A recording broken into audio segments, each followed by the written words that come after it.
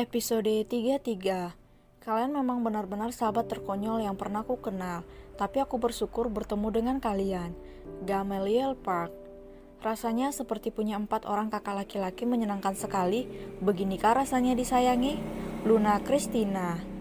Ayam berkokok, si langit jingga mulai menampakkan dirinya pertanda sang matahari akan bertahta di singgasananya. Jam menunjukkan pukul 6 pagi, waktunya penghuni bumi bangkit dari tidurnya. Luna menyergitkan keningnya kala sinar matahari menyapa lembut wajahnya dari balik jendela kaca kamarnya. Luna yang masih mengantuk mempererat pelukannya pada tubuh Gama. Ia sedang bermimpi memeluk seekor kelinci yang sangat besar. Gama yang sudah bangun dari jam 5 tadi menatap Luna dengan tersenyum. Sesekali, ia menyingkirkan anak rambut yang berani mengganggu tidur gadis cantik itu. "Aku tidak mimpi buruk tadi," ucap Gama pelan. Gama terbangun pukul 5 pagi. Saat ia bangun, ia cukup heran dengan keadaannya. Pasalnya tidurnya sangat nyenyak dan tidak ada mimpi buruk yang menghampirinya. Cantik sekali, batin Gama menatap wajah polos Luna yang tertidur lelap dalam dekapannya. Lihat wajah polosnya itu, seandainya dia tidak cerewet pasti akan semakin cantik. Tapi bibirnya ini selalu mengomel, batin Gama. Gama tersenyum saat mengingat pertemuan pertama mereka. Ia bersyukur karena gadis itu menyelamatkannya dari jurang kematian. Gama terus menatap wajah cantik gadis itu. Pintu kamar mereka dibiarkan terbuka semalaman. Sudah kebiasaan Luna jika tidur membuka pintu. Entah apa yang membuatnya takut, hanya dia yang tahu. Gama tidak sempat bertanya karena rasa kantuk sudah menyerangnya semalam. Gama menatap pintu itu. Apa alasannya kenapa pintu harus dibuka? Batin Gama. Saat ia menatap pintu, muncul 3 kepala tanpa badan yang membuatnya kesal, apalagi melihat wajah mereka celingak-celinguk seperti pencuri. "Gama, kenapa pintunya dibiarkan terbuka?" tanya Bima sedikit heran. Ken melihat Luna tidur sambil memeluk erat Gama. Ada rasa lain di hatinya.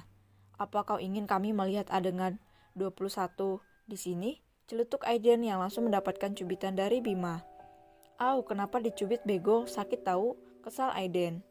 Gama menatap mereka kesal. Ia menaruh jari telunjuknya di depan bibirnya mengisyaratkan agar mereka diam sambil melirik ke arah Luna yang masih terlelap. Aiden, Bima, dan Ken mengerti. Mereka meninggalkan kamar itu.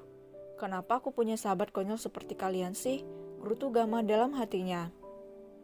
Sementara itu, di luar kamar tampak Aiden dan Bima cekikikan saat melihat Gama kesal.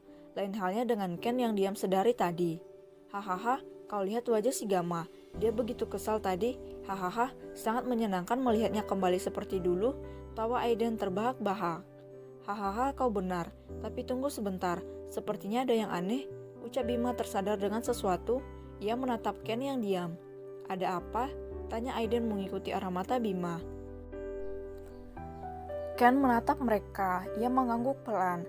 Sebenarnya Ken sedari tadi memikirkan Gama yang tidak histeris jika bangun pagi. Biasanya mereka bertiga akan pontang-panting berlari ke rumah Gama hanya untuk mengecek keadaan pria itu walau tak digubris oleh Gama sebelumnya.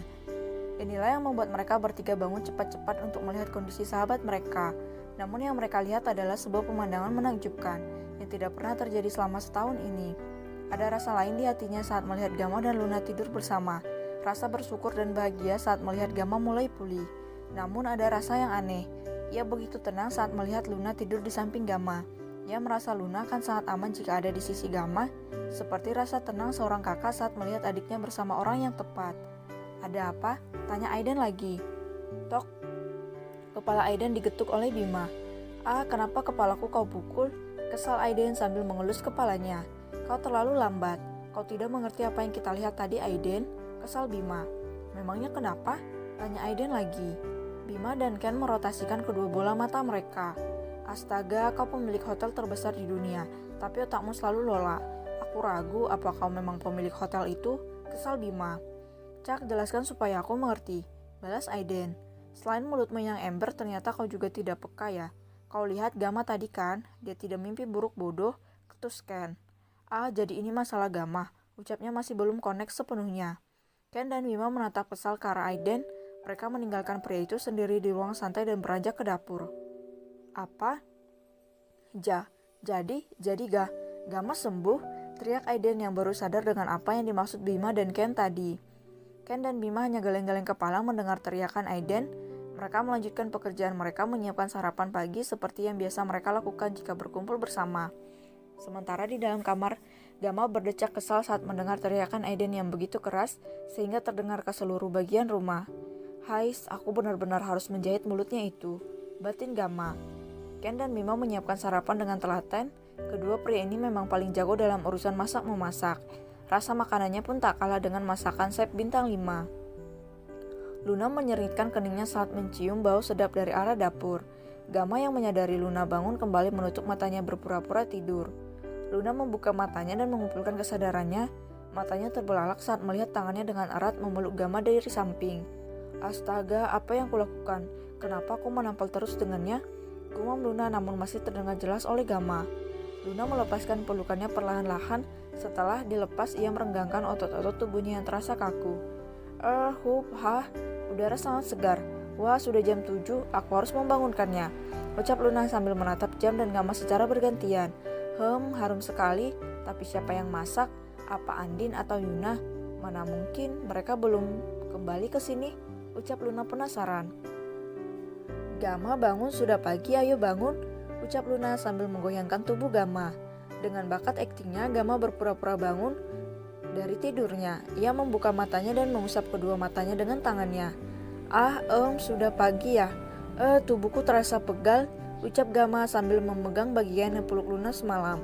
Ia berniat menyindir Luna dan melihat ekspresi gadis itu. Mendengar itu, Luna mengalihkan pandangannya dan mengganti topik pembicaraan. Mungkin kau masih sakit. Sudah, ayo bersihkan dirimu, kita ke ruang depan, ucap Luna langsung beranjak mengambil pakaian ganti untuk Gama. Gama tersenyum tipis saat melihat wajah gugup Luna. Gama membersihkan dirinya dan mengganti pakaiannya dengan pakaian yang diberikan Luna. Begitupun dengan Luna. Mereka bergantian membersihkan diri dan mengganti pakaian. Gam, mana pakaianmu yang kubeli kemarin? Sepertinya ada yang hilang. Apa mungkin tertinggal di toko? Ucap Luna sambil memeriksa lemari pakaiannya.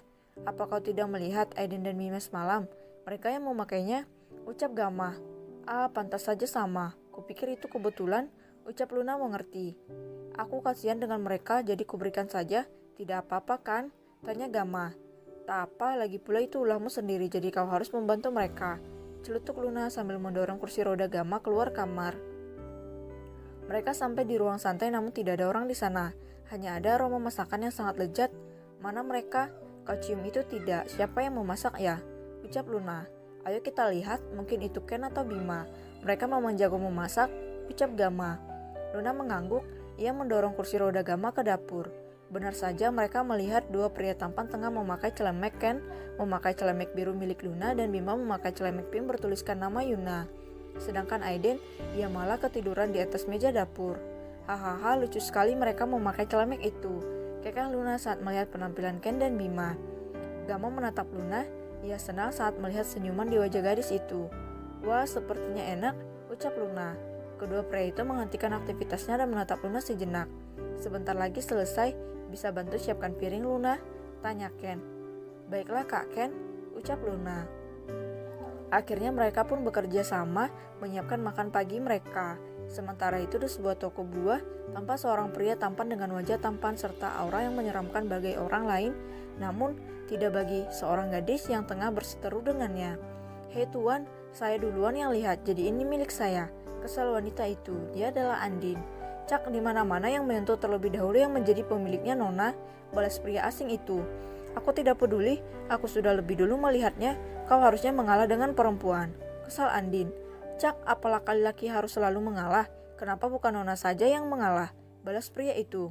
Dasar pria egois, kusumpahi kau bertemu wanita cerewet jika boleh dua wanita sekaligus. Kesal Andin meninggalkan pria itu di sana.